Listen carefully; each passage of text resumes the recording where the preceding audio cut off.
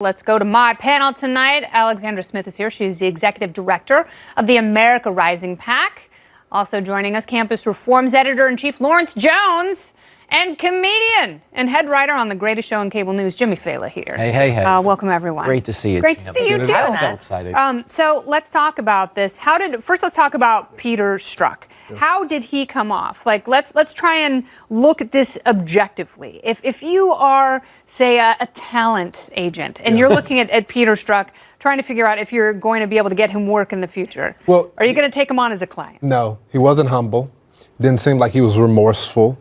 I understand some of the frustration that came from both sides of the political aisle. The problem is both sides aren't consistent.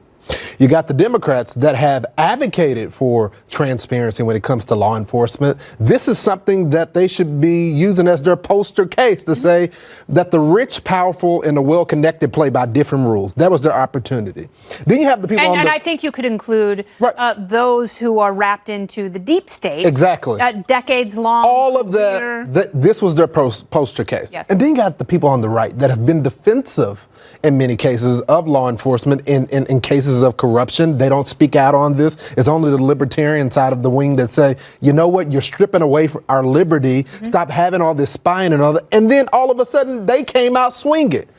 This was an opportunity for both of the sides to come together and say, you know what, if there is an American watching what took place, if I would have known that one of the agents, a local cop or whatever that was responsible for my case was texting back and forth, I would be scared. And, you know, Lawrence and I are both libertarians. We don't expect that people are going to agree with us. I don't think that people out there in power hold my views. I don't expect them to. I'm delighted when it happens, and I don't think people expect that from Peter Strzok. But it is interesting because now Democrats are in a position where they're defending law enforcement, and Republicans are doing the same thing. Who came off worst today? Well, look, I think that the Democrats actually appeared at times like they were defending Peter Strzok, which I don't understand politically why you would want to put yourself in that position. I mean, this guy doesn't deserve a Purple Heart. Congressman Cohen is out of his mind. Actually, Elijah Cummings, he had a rare voice of sanity throughout this circus today when he said, you know, if you're innocent, act like it. And this was a guy who came off as incredibly condescending,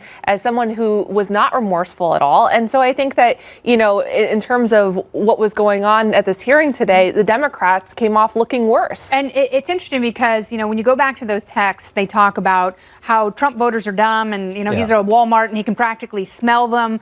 So it just goes to show the low opinion he had, essentially of half the country. And that's someone who's been insulated in a bubble for so long that if people do disagree with him, he thinks less of them instead of being curious as to how disaffected voters in different parts of the country could all come to the same conclusion and want a different type of leadership. He encapsulates why Trump won the election in a lot of ways. I mean, they're completely out of touch with the middle of the country. I thought his worst moment was as an actual quarter of women, because if those are your late night texts to women, like, come on. Like, we'll stop Trump. I mean, whatever happened to you up? You know what I mean? Stuff like that. You know who came off good today? James Comey came off good today. He was the big winner because at least he lied to the whole country's face and would give us an emo tweet or something like thoughtful and heartfelt you know what? at the end. It's interesting that you say that because I think there's an important contrast here because I'm not a fan of James Comey, but at least when he goes into the theater, he acts.